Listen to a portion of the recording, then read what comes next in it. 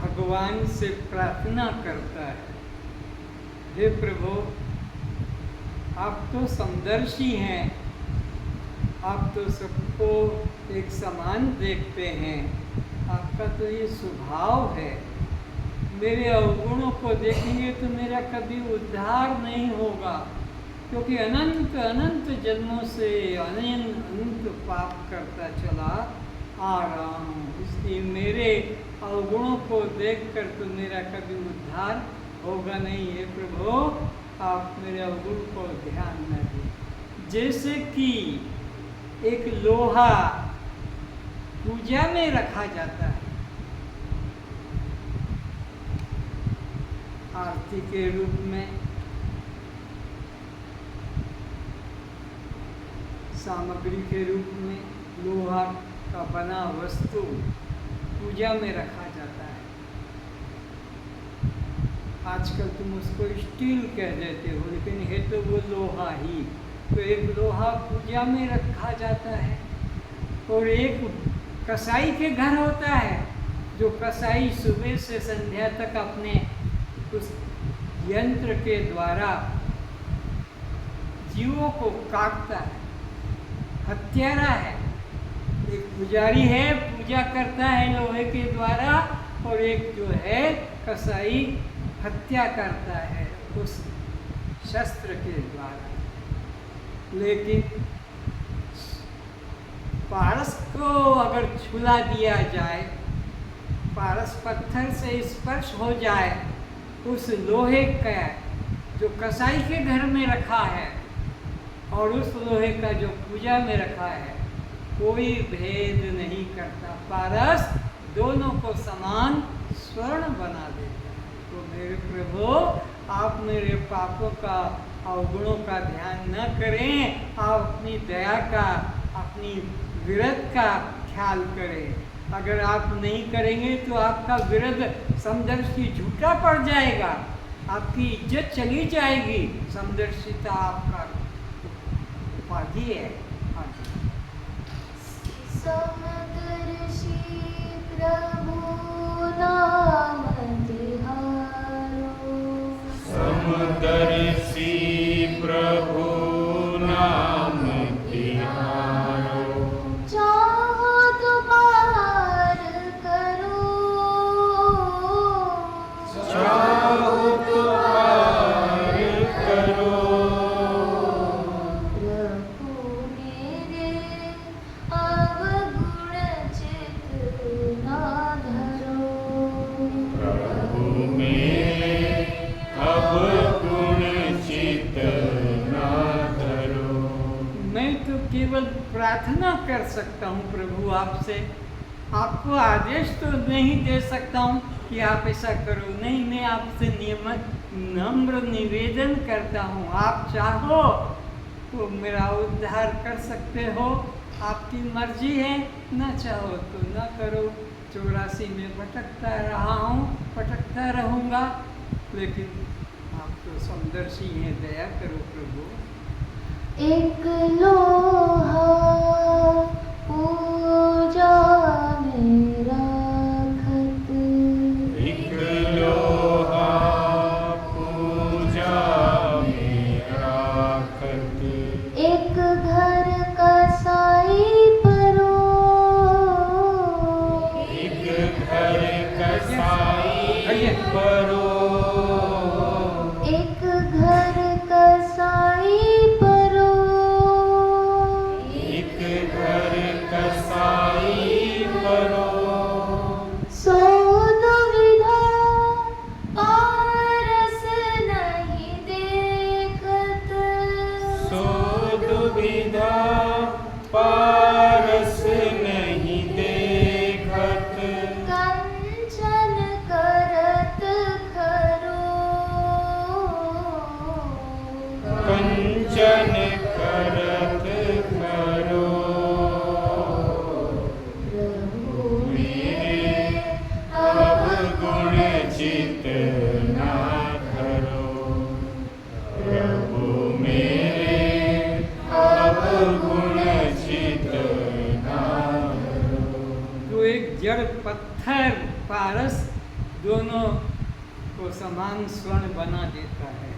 वो नहीं देखता कि ये कसाई के घर का हत्या के काम में आने वाला लोहा है और ये पुजारी के हाथ में आरती पूजा में आता है।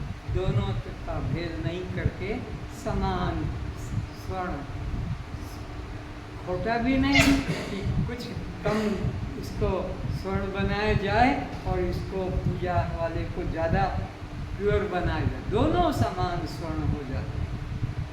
एक नदिया एक नाल कहावत, एक नदिया एक नाल कहावत, मैलो ही नीर बहे,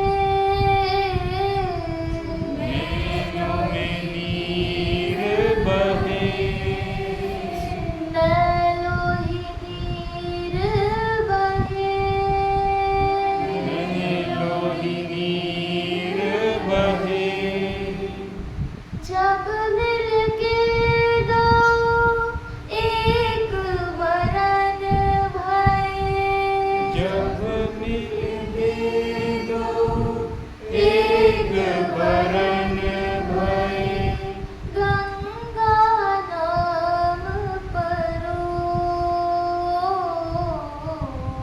गंगा नाम परो, प्रभु मेरे अब गुण चित ना धरो। और प्रभु देखिए समदर्शिता का आपको और मैं उदाहरण देता हूँ। एक गंदा नाला घर घर की मैल को, गंदगी को लेकर बहता है, बहता है, बहता है और वो जाकर नदी में मिल जाता है। तो नदी उसे इनकार नहीं करती, अस्वीकार नहीं करती कि तू समाज का पूरा गांव का गंदा लेकर आया, मैं तुझे अपने में नहीं मिलाऊंगा। नदी उसको अपने से एक कर लेती है और वो नदी का जल और वो नाले का जल एक जल होकर और गंगा, पवित्र गंगा के नाम से प्रसिद्ध होता है। तो प्रभु आप मेरे गंदे मन को, कर्मों को न देखो, आप अपनी महिमा को देखो। आप समदर्शी हैं, आप मेरा उद्धार करो। एक जीव एक ईश कहावत, एक जीव एक ईश कहावत, माया का सब झगड़ा, माया का सब झगड़ा, माया का सब झगड़ा, माया का सब झगड़ा, अब की बार मोहे पार उतारो, अब की बार मोहे पार उतारो, नहीं यश जात करो, नहीं अस जात तरो। प्रभु मेरे अब गुण चित ना धरो। और प्रभु एक एग्जाम्पल में देता हूँ। अविद्या उपाधि से वो एक चेतन जीव कहलाता है। अविद्या उपाधि से, अज्ञान उपाधि से वही चेतन अंतःकरण में स्थित जीव कहलाता है और वही विद्या उपाधि से समष्टि चेतन ईश्वर कहलाता है। अविद्या जीव और समष्टि ईश्वर, ये दोनों। लेकिन जब वेद का महावाक्य निकलता है, तत्वमसि, तू वही है, तू ये जीव गंदा नहीं और तू ये समष्टि ईश्वर नहीं, बल्कि तू ब्रह्म ही है। जीव और ईश का झगड़ा अविद्या माया के कारण है अविद्या और माया से रहित चेतन तत्व ब्रह्म ही है। तो प्रभु आप मेरे अवगुणों की ओर ध्यान न दें और मेरा उद्धार कर दें। और अगर अविद्या और माया उपाधि को देखकर आप विचारेंगे तो फिर मेरा उद्धार नहीं हो पाएगा और आपका यश चला जाएगा। कौन सा यश? समदर्शी है नाम तिहारी। तो समदर्शिता, दयालुता, करुणा निधान, ये सब उपाधियाँ झूठी मालूम पड़ने लग जाएगी। इसलिए हे प्रभु मेरा आप उद्धार कीजिए। प्रभु मेरे अवगुण चित न प्रभु मेरे अवगुण चित न धरो। क्योंकि वेद में तत्वमसि कहा है, जीव को सीधा डायरेक्ट बिना किसी चुनाव के बदलाहट के ब्रह्म का तत्वमसि वही तू है, वही तू है जिसको लोग परमात्मा कहते हैं, ईश्वर ब्रह्म कहते हैं। तो वेद का महावाक्य के सामने ये सब विद्या माया फीकी पड़ जाती, इनका कोई महत्व नहीं रहता है। जीव ब्रह्म दोनों नहीं बल्कि एक ही जीव ब्रह्म ही है। प्रभु मेरे